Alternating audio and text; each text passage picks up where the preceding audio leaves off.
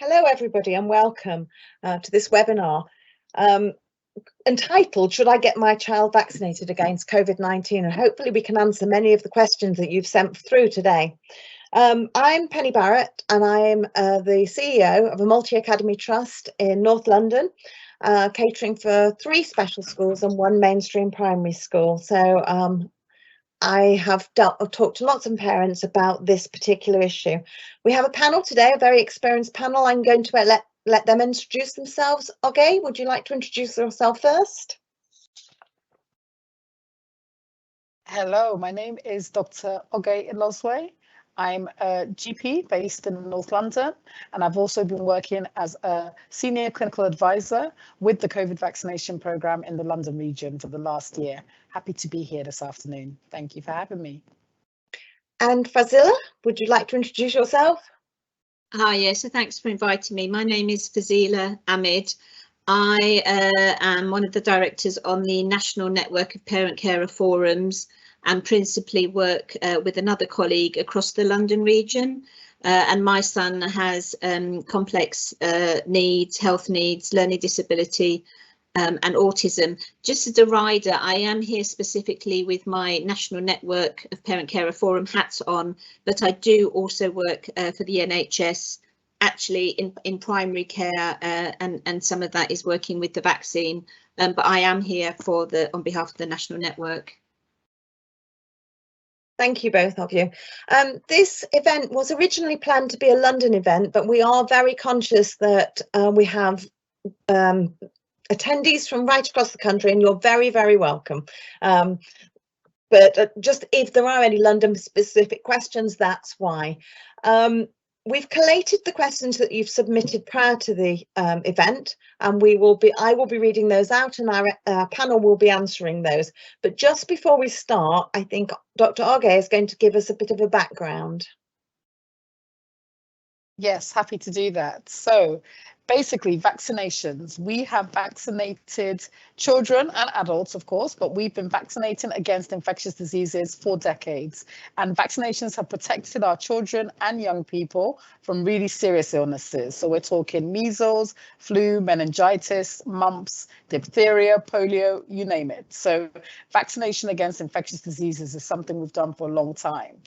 By the time they leave school, a child will typically have been offered vaccinations against 18 different diseases. So we do vaccine as routine. It's something we've done for a long time. So the COVID-19 pandemic has obviously hit us all and affected everyone. No one's been untouched by it. And it's one more vaccine that children can have at the moment. It's available to protect them from illness. It's been approved by the UK's independent regulator for medicines and vaccines, so the MHRA, and that's the same as all other vaccinations and medication that your child may be offered. The COVID-19 vaccines are safe and effective and are free of charge on the NHS. So 2 doses are being offered to children 12 to 15 to give them the best protection against COVID-19. And in the 5 to 11-year age group, they've been offered a first dose. Since September last year, we've been vaccinating children 12 to 15 within schools. So it's been part of the school vaccination programs. But now you can get your first or your second dose at vaccination centres, GP hub sites, pharmacists, anywhere that's most convenient. So we've been really keen to increase convenience and access to these vaccinations in your local communities. So you can go online and book an appointment. There's a national booking system. If you type book your coronavirus vaccine into Google, it will come up with the NHS site to book your vaccine. And we say 12 weeks since your first dose, if you're over 12, and there's also an NHS Grab a Jab website too. So children aged 12 to 15 at higher risk of COVID-19 will be offered a booster dose at least 3 months after their first 2 doses.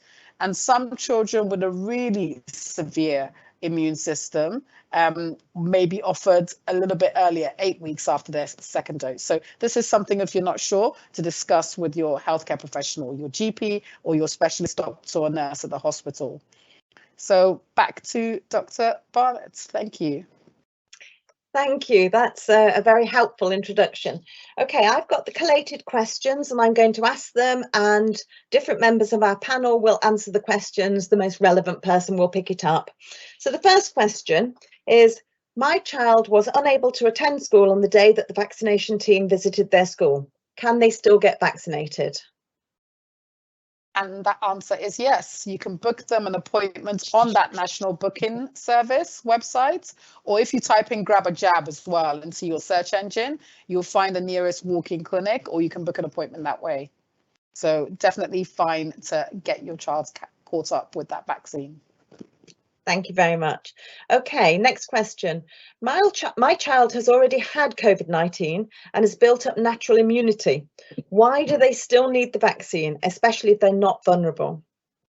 Good question, and a common question. So getting and recovering from COVID-19 does give an immune response. We produce antibodies in response to natural infection.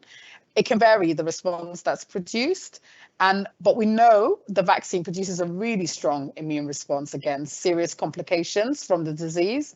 And that may include future waves and new variants. We know viruses vary, and we know that case numbers go up and down, they ebb and flow. So it is about longer term protection. We know that antibody protection can wane over time. So vaccination just offers a way to increase those levels and offer longer protection. So that's why we still recommend vaccination, even if you've had infection from COVID-19. In children, we're saying to wait 12 weeks after the active infection before getting vaccinated. Those that are much higher risk of severe complications, or you may live in a household with someone with a very weakened immune system, say someone that has to go through chemo, we're saying that they can get that vaccine 4 weeks after an active infection, so a little bit sooner if they're in that situation. Thank you. If a child has complex health needs and is neurodivergent, they often do not respond in a typical way to medications. How will we know the vaccine will be safe on a child, especially if they're taking many different medications? Common question, especially a child with complex health needs. So the vaccine, we've now vaccinated millions and millions of adults and millions of children abroad, actually, especially in America, and lots of different children on lots of different medication. And we know the vaccine is safe for people who are taking different types of medication. It's been tested on lots of people, both in this country and around the world, and with lots of different health conditions. So if you're not sure and you have specific questions about specific medications and you're concerned, then it's always worth having a conversation with your healthcare professional, so your GP or your specialist in the hospital. Thank you. If a child is as young as 5 or 6 and still developing, how do we know for certain there will not be an adverse effects to the vaccine? Yeah, and it's something that all of us have thought really carefully about. So children are not included in initial trials. The initial trials we did right at the beginning in 2020, we didn't have children, we didn't have pregnant women in those trials. We always err on the side of caution. Whereas as subsequently, we have proceeded to do trials in children, and a smaller dose was found to be just as effective in younger children. So we give a smaller dose of Pfizer in children aged 5 and over. And Pfizer in particular has been given safely to millions of adults across the world, and it's been trialed in thousands of children. So they have now subsequently done those trials in children and shown that they're safe and effective, hence why it's now been approved to give to children. But yes, at the beginning of the vaccination program, we erred on the side of caution. We don't include children in the initial trials for these vaccines, but as time has gone on and shown us that these vaccines are safe and effective, children were included in subsequent trials, and subsequently now we have approval to proceed with vaccinating children with this vaccine. So vaccination is a way of developing an immune response that's in a safe and controlled way. People's response to natural infection will vary. So yes, children are growing, but we know we are in a climate where we vaccinate children against lots of infectious diseases. So we need to increasingly see COVID vaccination in that light as well. Thank you. Next question. In the past, the pharmaceutical companies have not been honest, thalidomide, etc. How do we know they are telling the truth now? Really valid question. And even, you know, that lots of companies have had very dodgy histories when you think about some of the research they've done in certain parts of the world, you know, where the ethics are very dubious. So yes, believe you me, we know that. In this case, the scrutiny and the oversight, because it's a pandemic, because it's COVID-19 and it's affected everyone, as already mentioned. So the scrutiny and oversight has been immense. That many companies put forward vaccines and possible solutions, and only a few actually got through. And we're quite blessed to be in a situation where we have several vaccines to choose from. So all medicines in the UK are really scrutinized. There's very high and strict standards of safety, quality, and effectiveness. And we have an independent medicines and healthcare regulatory body, that's the MHRA. And they really scrutinize. They have lots of people looking at every single detail. We also have our joint committee for vaccines and immunizations, the JVCI, and they make recommendations based on the most up-to-date data. Lots of great minds looking at it, looking at the evidence, scrutinizing it, making sure there's oversight. COVID has shown what can happen with information. We're in the information age, not always the wisdom age, I say, but there's so much information out there. But it is about going to trusted sources. And in the UK, we are really blessed to have really strict regulations that you can trust, and brilliant minds and professionals that do this work of having oversight. COVID things haven't been hidden in the same way as it may have been in the past, or not as available to open scrutiny. Whereas we've been in an era of information sharing, people have had to collaborate. So there's a lot more oversight and scrutiny of what these companies are doing, of these medications, and it wouldn't have been approved in the UK if it wasn't safe. So I think we're in a very different era from the thalidomide era, and we can be assured of those processes at the moment, especially with the amount of oversight and scrutiny that the pandemic has brought. Thank you, that's really helpful. When will a nasal spray be available? Yes, we use a nasal spray for the flu vaccines in 2 and 3-year-olds in particular. As a GP, we do that every autumn and winter. So at the moment, there isn't a nasal spray available for the COVID-19 vaccine.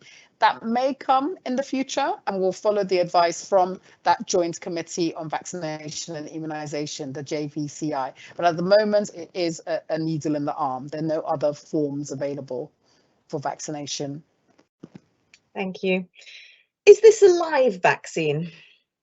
So good question again. So live vaccines are things like the polio is a live vaccine. Rotavirus, which we give kids, which is an oral one, is a live vaccine. The old polio one, sorry, was a live vaccine. The new one isn't.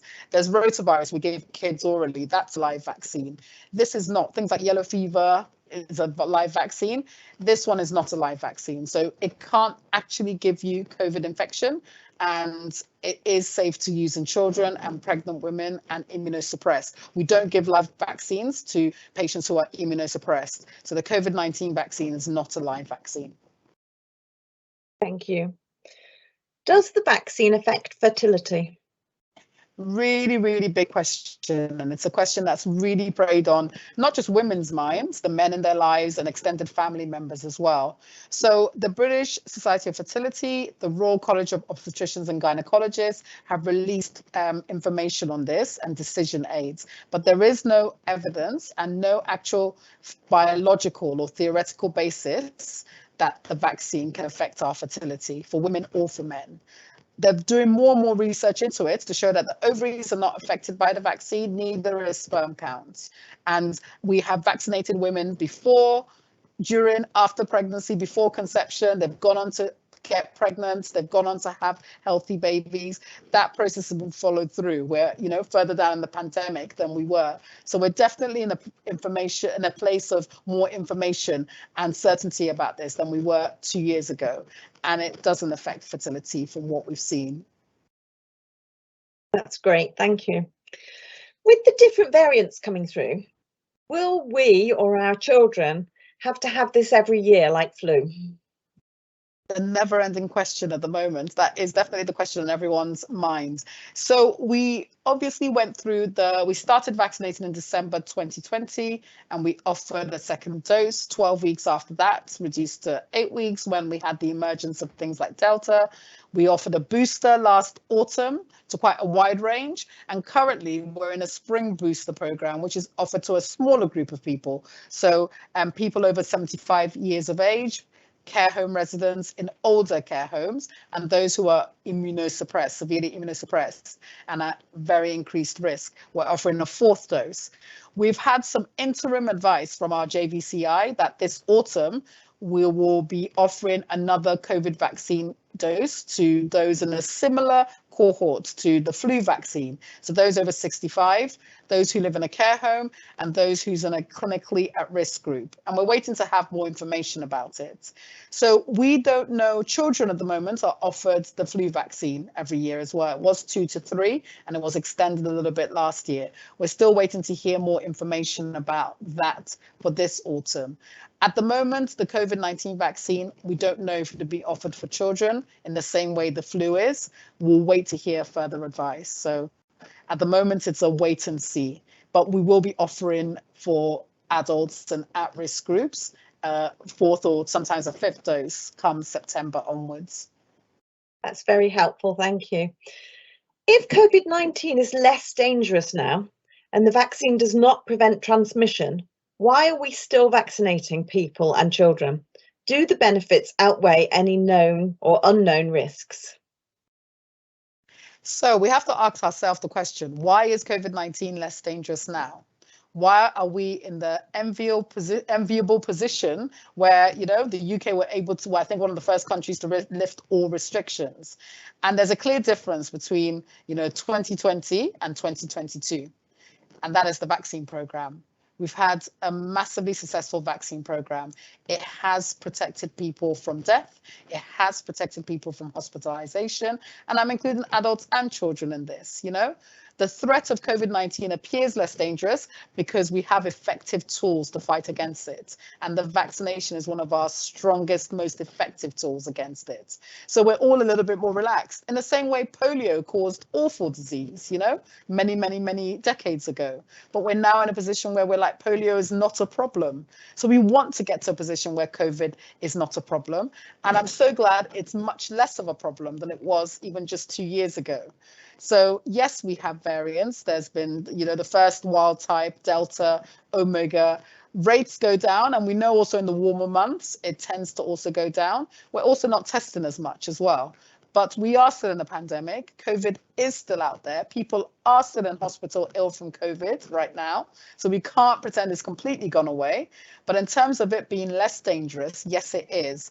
And a big, major reason for that is the amazing vaccination program. So we can't get too complacent thinking that it's all fine. The virus is still around. It still has the possibility to cause very severe illness and long-term consequences. So we want to continue using all the tools at our disposal to protect ourselves. And the vaccine is one of those really powerful tools. Thank you. That's very helpful. A question from a parent. My son had the flu vaccine and he was off school quite sick, but he'd never had flu or been that sick before.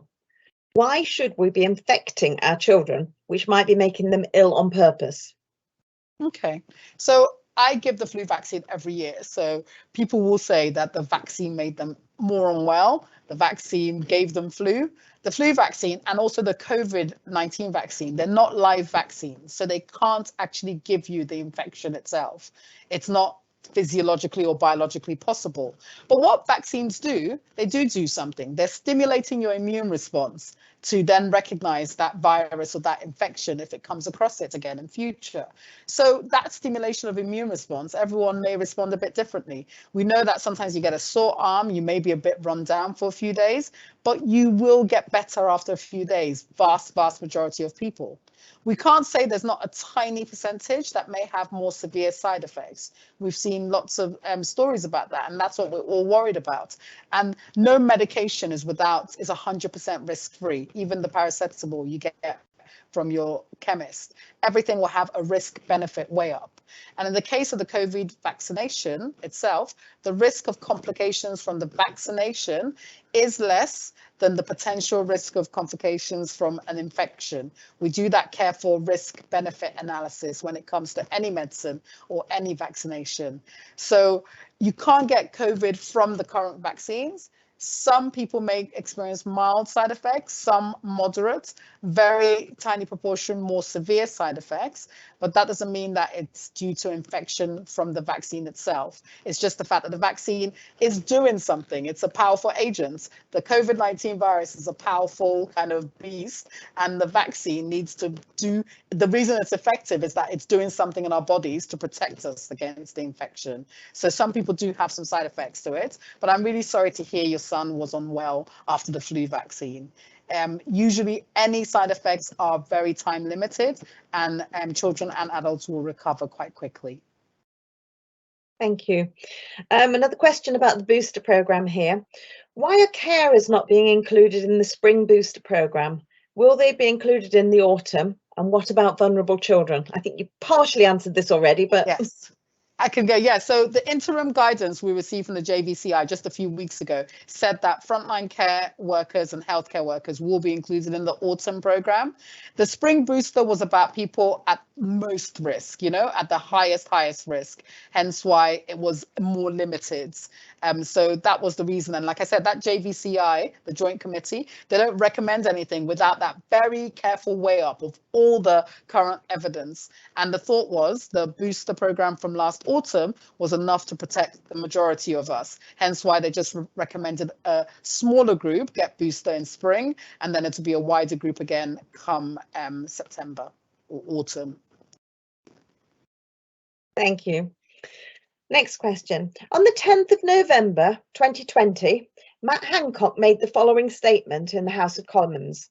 The vaccine will not be used for children. It has not been tested on children. The reason is that the likelihood of children having significant detriment if they catch COVID-19 is very, very low.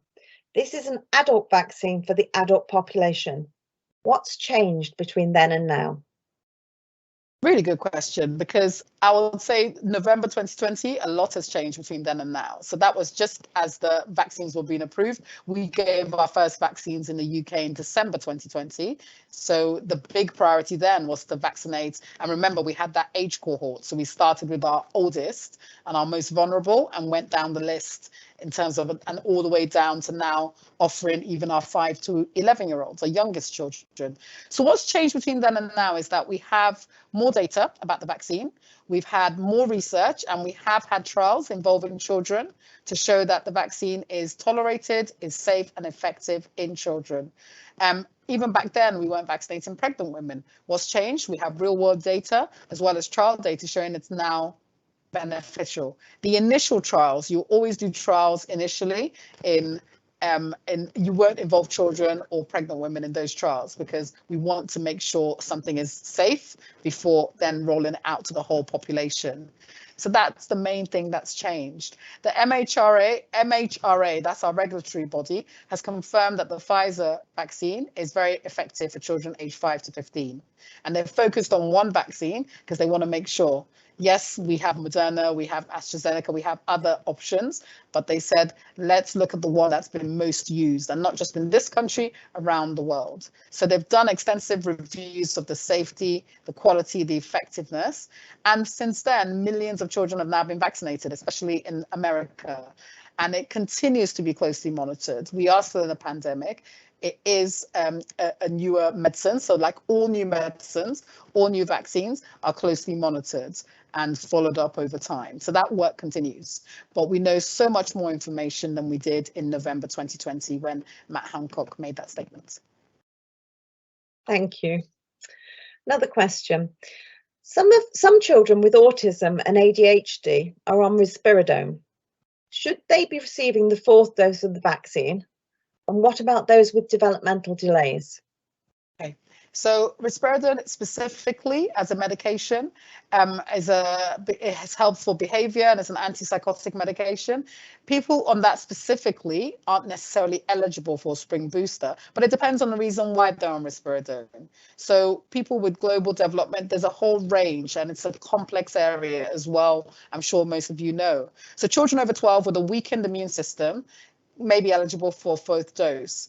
And the conditions that do fall into that criteria are cancers like leukemia, organ or bone transplants, things like that. And if you're on medication to suppress your immune system.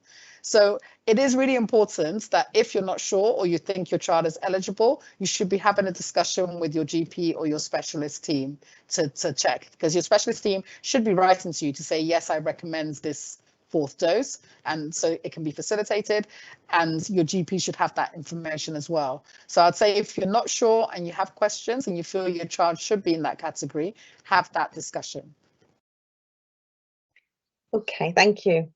The next question is around statistics, and what are the percentage chance, I guess, of complications from having the vaccine for 5-year-olds particularly, versus the percentage of having complications from the child having COVID? It's a really good question, because one of the reasons that we didn't vaccinate children initially is that risk-benefit balance is a lot more complex in this age group. So we know that age, as well as other clinical conditions, may be risk factors for developing serious complications from COVID-19 infection itself. So children, by default of them not being very old, have a lower risk just if they're well and have no other complications. A child usually will get COVID and will recover. It's a mild self-limiting illness in children on the whole at large. Never say never. And because we're in a pandemic, it means millions and millions and millions of people have been infected with this virus, which means that then even if the percentage of children who become unwell with complications is really low, that still means quite a few children may develop complications.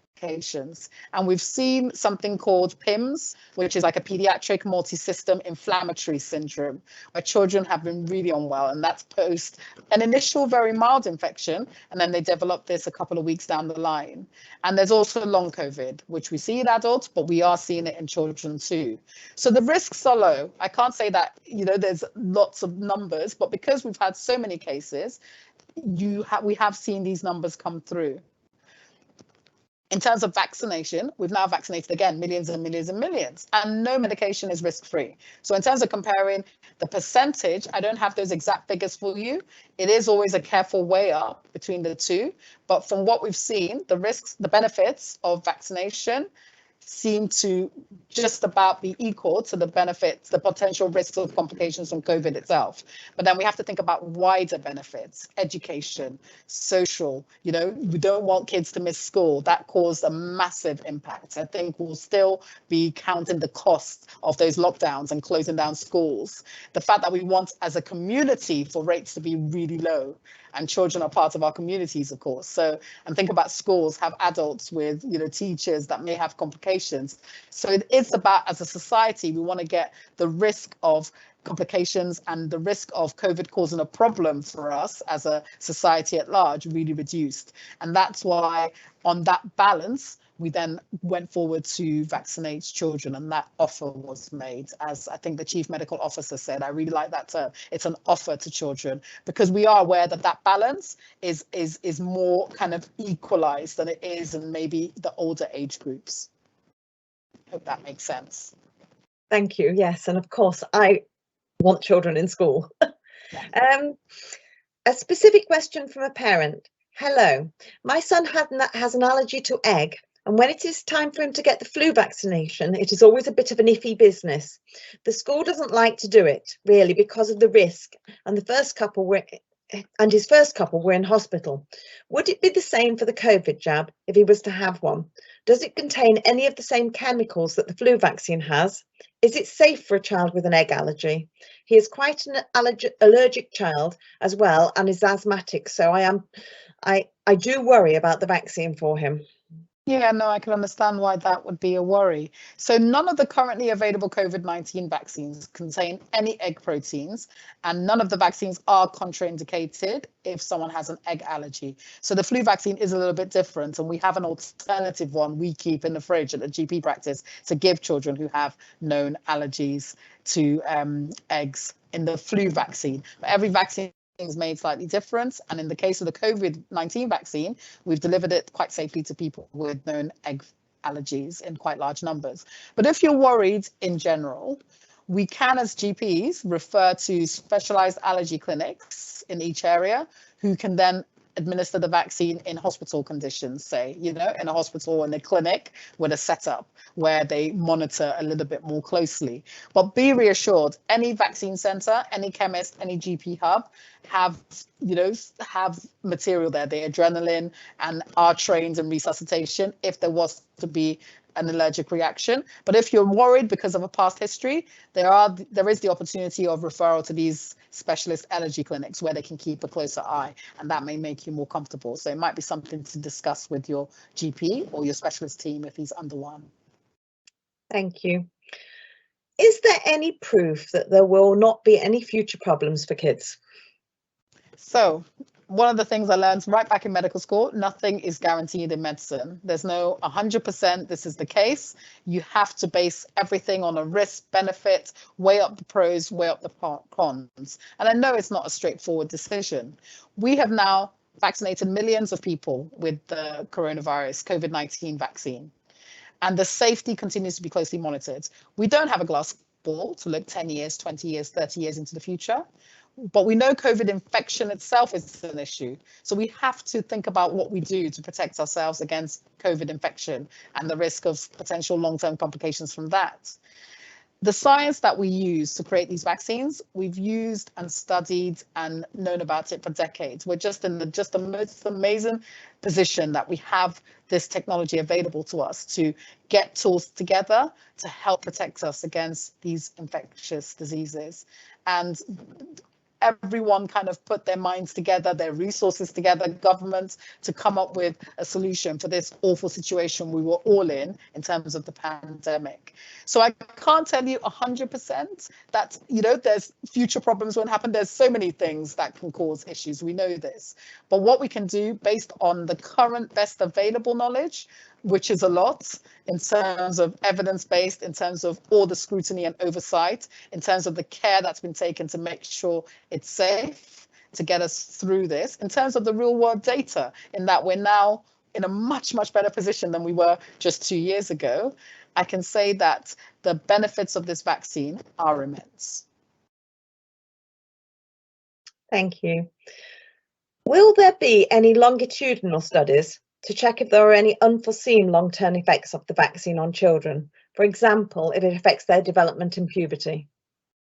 Yes, so effects of this vaccine and all other medications can be tracked. We have something called the yellow card scheme that can now be submitted online. Anything that you think is a risk or side effect from vaccines or any medication can be reported, and the MHRA keeps a close eye on all of that. So they're the ones that run the yellow card scheme. So yes, definitely the scrutiny and the oversight continues because it is a new medication, but it does for all medications as well. And remember, we've vaccinated children for a long time against infectious diseases, and so there's no real reason why that should affect their growth and puberty. In fact, we know it protects, because infectious diseases used to kill a lot of children under 5. There's a lot of places around the world you go to who don't have the access to vaccines we are lucky to have in this country, and you see what the mortality rate in that age group is. So it is very real still, infectious diseases, and it is about having tools to protect against it, of which vaccination is one of our most powerful tools. Thank you. You will see that we've grouped a lot of these questions. So Jorge has been answering all of those questions, but now we're going to move on to Priscilla answering some of the questions. This is an interesting question for you. Have you had your son vaccinated? Yeah, so I'm obviously non-clinical, so thank you, Olga. Really interesting listening, and I'm just making decisions as a parent, and I think I have a healthy skepticism around anything to do with my child, which is natural, and he's got complex needs. He had complex respiratory condition. He is neurodivergent, so he doesn't respond to medicines in a typical way, so I have to be aware of that. And ultimately, I think as parents, you know, I just had to do what everybody else has had to do. I had to weigh up the risks, and I had to look at what is the actual risk. To be fair, he's slightly older. He's not 5. He at the time I think he was 17. But he was shielding. He had to shield. He had that letter from the dreaded letter from the GP. And we had a discussion to say that he was at risk. And even when children were able to return to school in that autumn period, he wasn't. So you have to look at, you know, the loss of school, the fact that already that if he did get COVID, he would probably be one of those ones who ended up in hospital. So whilst I, you know, wasn't keen, I did kind of think, do you know what, we're really going back to your point, I'll get it back. I think it's about I'm grateful we have a choice. We're in a country where I can make an informed choice. So long story short, I weighed up everything and I decided on balance that actually it was more important for me to give him the vaccine and give him that protection. I was really nervous. I did all of the research, but I was looking at what I call trusted sites.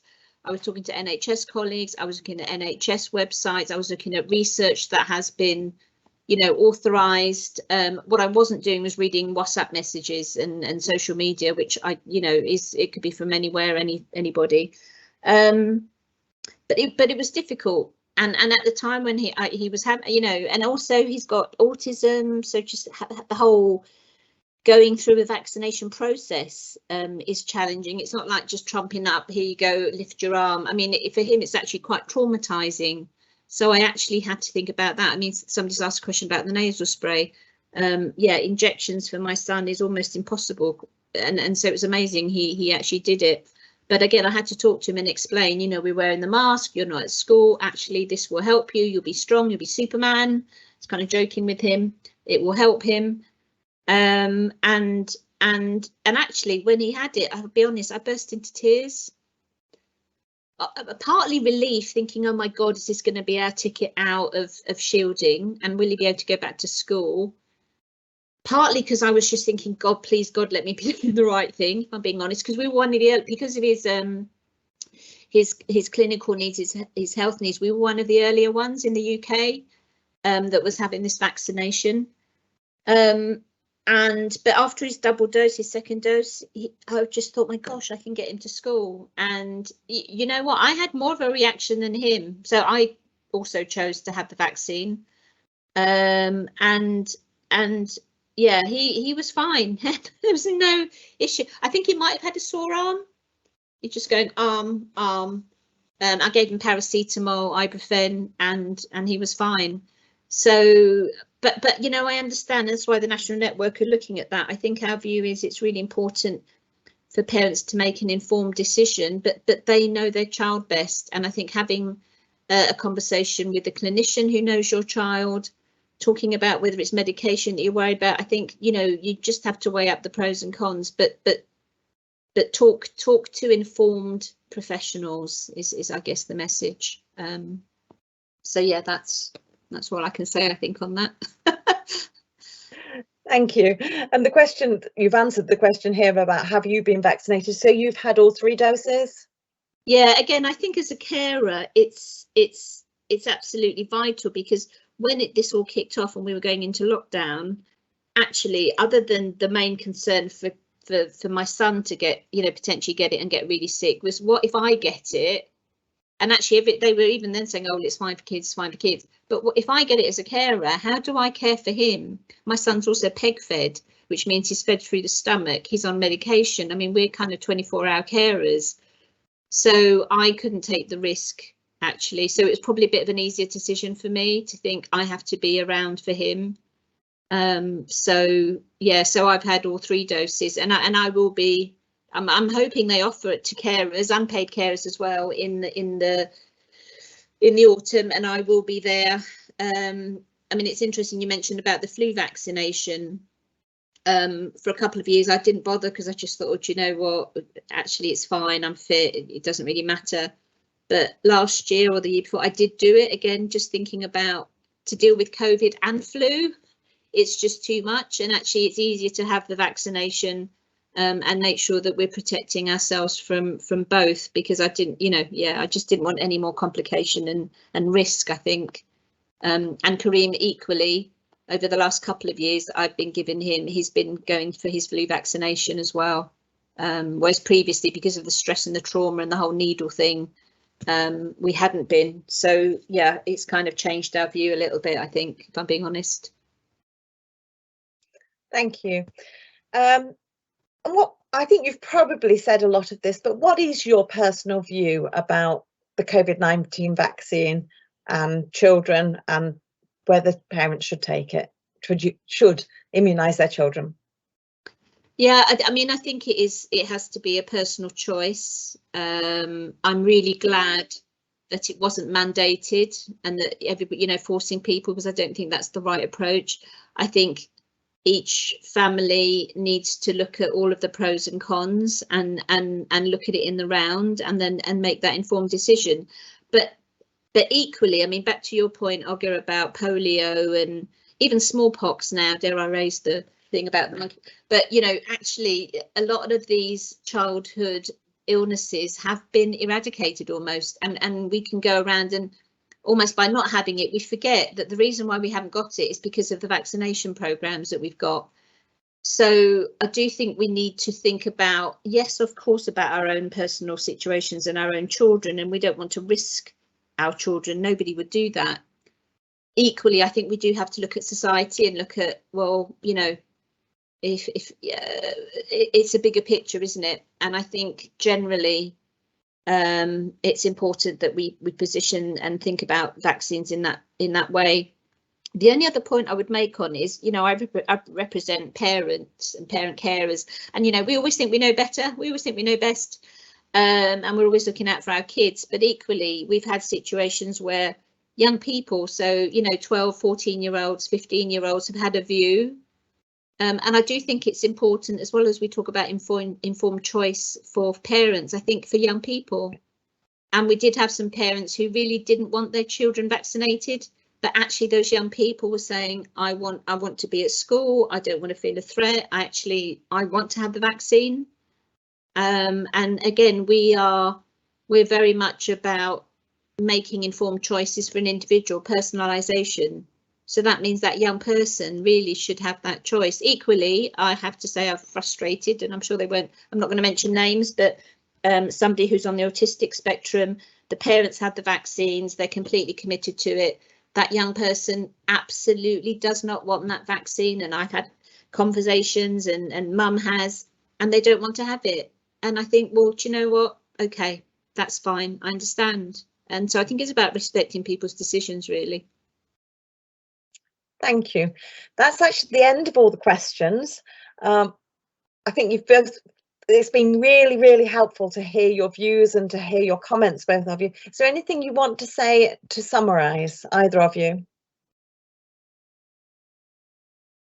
I think there are quite a few questions. I don't know if we're going to the questions in the Q&A or if they'll be answered later on, but generally speaking, I've just been going through it.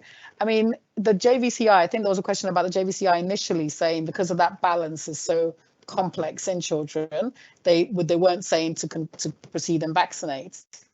But then subsequently to that, the chief medical officers all reviewed and looked at wider. The JVCI just looks at the medical benefits, whereas the chief medical officers looked at the wider educational, social benefits of vaccination and proceeded to recommend it in children. So that's what's really changed. And the other questions about what's changed since initially is that we have a lot more real world data.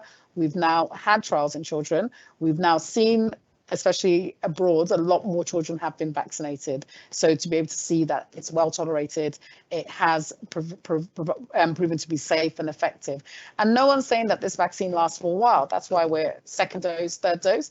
But there's precedence for that in terms of the routine children vaccinations. We give one dose at 2 months, a second dose at 3 months, another one at 4 months, another one in a year, and then the 3.5 preschool booster. So there is precedent in terms of giving multiple doses to get immunity up to a certain level. We're still figuring out in terms of COVID, what is going to happen with it. We're still in a pandemic. It's still changing. Lots of cases. Are there going to be new variants? These are all questions that are being looked at. So that's why we don't have the answers about whether the actual vaccine itself will change. So the vaccination itself hasn't changed in terms of the type of vaccine. We're still giving the same Pfizer we gave all the way back in December 2020. They've not modulated it according to the new variants so far. That may change in future, because every winter we have a different flu vaccine to try to match with the current flu that's circulating in each year. So those are just some of the things I wanted to say. I'll check to see what other questions were common, but you may want to hand over to see if Priscilla wants to say anything else. I mean, obviously, again, the non-clinical, so just as a parent, I have seen lots of questions about saying, do we wait till the autumn when we might have a more accurate kind of view? And I think that would be an okay question. But just from a parent, yeah, I think for me, there is a little bit of timing personally. But going back to Ogge's point, actually, people are still getting COVID. Now, hopefully not as bad, but I have noticed people that I know again are starting to say actually they're off sick and they're off with COVID. And it still makes me worry about the care homes and the elderly. And also, again, you know, we represent families with disabilities. We know that, for example, people with Down syndrome can be particularly susceptible, and they can be younger.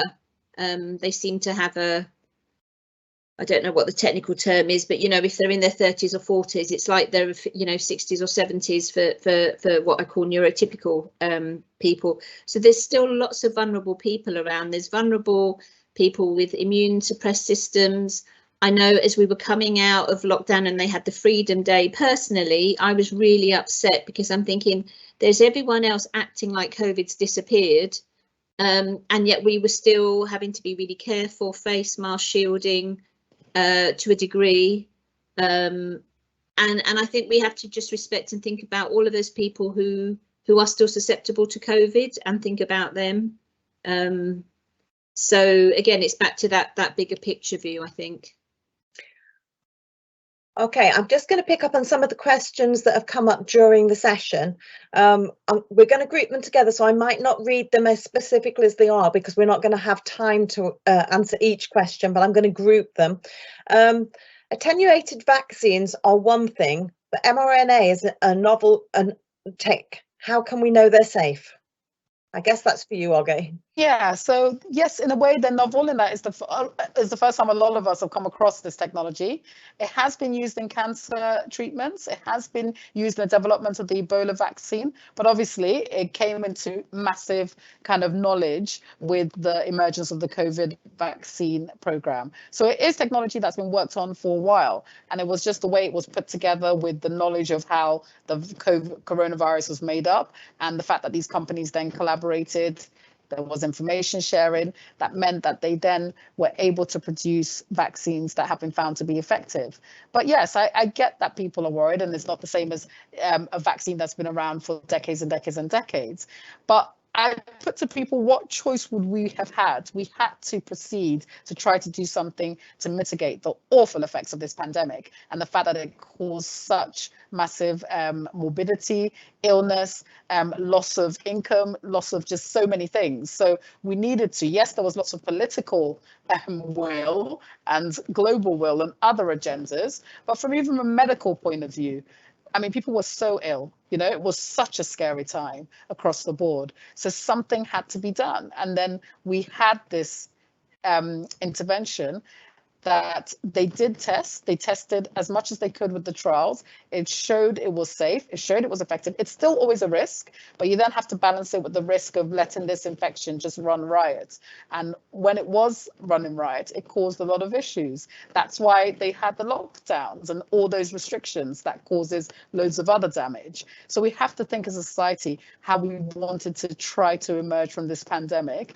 There's lots of different fallouts that we will keep unpicking, and we're still unpicking, but at least in terms of coronavirus itself not being an infection that we are as scared of as we were. We not only have the vaccine, we also have antiviral and other treatments that can help mitigate the complications. So we're in such much better position than we were due to the science and the insights. So I suppose with everything, it's a risk, but we have to really look at what this virus and the infection itself was doing and the harm that was causing.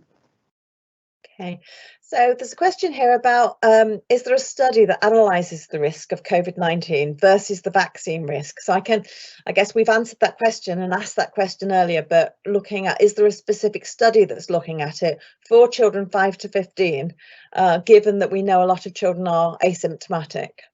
Yeah, so there's an article that was shared that was in the BMJ that really it wasn't about recommended it or not, it was just putting forward the facts. So it talked about PIMS, the inflammatory multi-system syndrome, talked about long COVID, but it also talked about the fact that COVID-19 is mild and self-limiting in children and the cost benefits as well. So it talks about all these different things.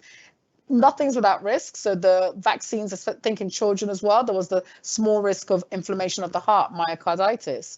Remember, COVID infection itself can cause that as well, so nothing is straightforward in terms of weighing up the risk benefits. So generally speaking, overall, the risk of a side effect from this vaccine was deemed to be on balance or a bit less than the risk of potential complication and the benefits of vaccination and being protected from COVID-19 infection. Lots of questions about how long the vaccines last for. I get that. How long, how many doses we need to keep protecting ourselves. Does the vaccine need to be tweaked because of the variant? I think these questions are very valid and we don't fully know the answers to that. Clearly, you can get COVID after being vaccinated. We know it's a lot milder and it's much less likely it'll be severe and needing you to go into hospital. That's what we do know so far. It doesn't mean that you won't get COVID, but it should be a lot easier to deal with, is our hope. I think there's a question about what's the risk to children who haven't had the vaccine at this point in time. Is it different from different points in the pandemic? Yeah, and it's because at the moment the main circulating variant is Omicron, and Omicron for different reasons has been thought to be milder than the previous ones. But is it milder because we've had exposure? Our immune systems have been exposed to COVID before now. So we've been exposed to COVID infection itself, and we've been exposed to vaccination. So that's the answer that we don't know. If Omicron was the first one to come, would it have caused the massive issue we've seen in terms of lockdown and pandemics? That's what we're really working through till COVID, but Omicron itself is still causing people to be admitted to hospital and to be unwell. In terms of children aren't as severely effective. That much is clear. My pediatric colleagues aren't seeing children admitted to hospital with severe COVID infection in the numbers that the adult counterparts will be seeing. So right now, there is lots of COVID around. Remember, people aren't testing as universally as they were because those tests aren't available. So you may not see the numbers. We don't have those numbers on those charts with those daily updates we used to have. But there is still a lot of COVID circulating around.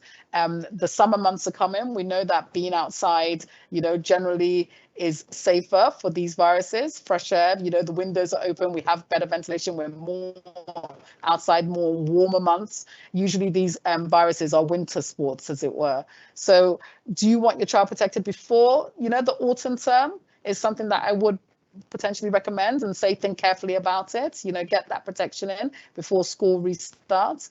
Also, people are traveling, planes, with restrictions being lifted. There's not as much mask wearing in airports and in airplanes, and abroad, different countries have different requirements for travel abroad as well. So these are all the considerations to take on board to make your decision about whether to vaccinate your child. Thank you. There's an interesting question here about is the dosage based on the child's weight and their age? Yeah, no, really good question. So no, I think it's a lower dose. I think it's 0.3 mils or so versus the adults were given 0.5. I haven't vaccinated for a little while. I was very involved in the hubs before, so you have to excuse me if that's wrong. I know we're given, if I believe, Droid 3 mils Pfizer. So it's the mils, and there is a specific recommendation for children that is smaller, but it's not based on their weight, no. Based on age, I believe. Somebody's asking for a link to the British medical paper, so journal paper that you asked. I'm just seeing if there's a lot of these questions we've actually answered as we've been going through. There's some people very focused on 5-year-olds. I guess people with 5-year-olds are really struggling to consider whether it's right to vaccinate their child, and what are the actual risks to 5-year-olds is the question. Sorry, repeat that again. I was just trying to find that link for that Sorry. question. What is the actual risk? I think people are concerned about 5-year-olds because that's the kind of like the borderline between giving the vaccine or not giving it to 4-year-olds. And what are the actual risks to 5-year-olds? The actual risk to a 5-year-old is the same as any child, I would say. You know, we know age is a big risk factor. So if you have a healthy 5-year-old who has no medical conditions at all, COVID infection itself is likely to be a mild self-limiting illness. They may have already had COVID. Remember, we've had lots of COVID around the last couple of years. So the risk is relatively low. So the idea of vaccination is about protecting them for potential infection in future. And it's the idea about protecting those around them to a certain extent. You know, it's not the full picture. We know the transmission rates can still happen, but it's about reducing case numbers generally. We want to see COVID be not an issue. We want to see case numbers come right down.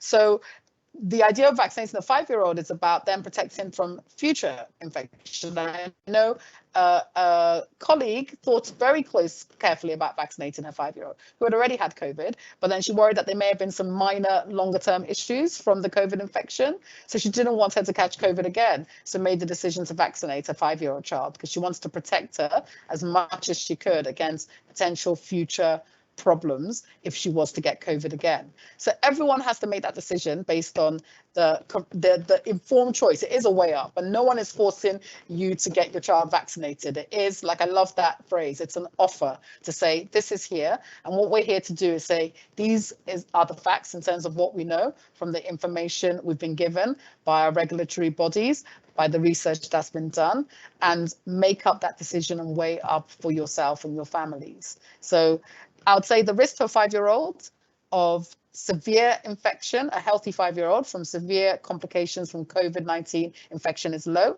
But remember, the risk of side effects from the vaccine are extremely low. So for me, it's about weighing up that decision of the fact that the vaccine can help protect in so many ways from what we've seen. Thank you.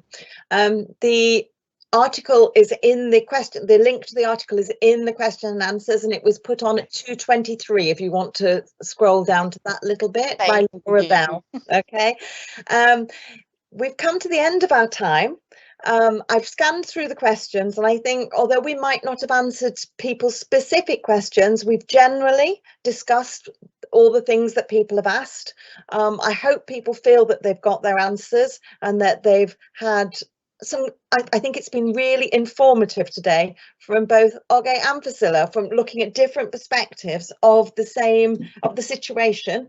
I agree. I love the phrase, the offer. The offer is there, and parents need to make an informed choice. And actually, Priscilla, you made a really important point. Young people also have a right to be involved and make an informed choice. Thank you very much, both of you. I don't know whether you want to say anything finally. No, just thank you for people's engagement. Thank you for all the questions. I am reading through all of them to just see, you know, for future events, if there's anything we can, you know, expand on and build on in terms of future events. But thank you for having me, and thank you for all the engagements and the questions. They've been very interesting to read through, and we'll try to put on future events to help address some of the concerns and questions people may have. Yeah, and I just wanted to say the same. Thanks for joining, and hopefully, you know, speaking to an informed clinician who knows what they're talking about, that it's really helpful. And again, then it's up to you guys to decide what's right for your child, what's right for you. So yeah, best of luck, everyone, and enjoy the summer. Yes, absolutely. And thank you for attending, everybody. We really appreciate it. It's great to have these discussions. Okay, thank you.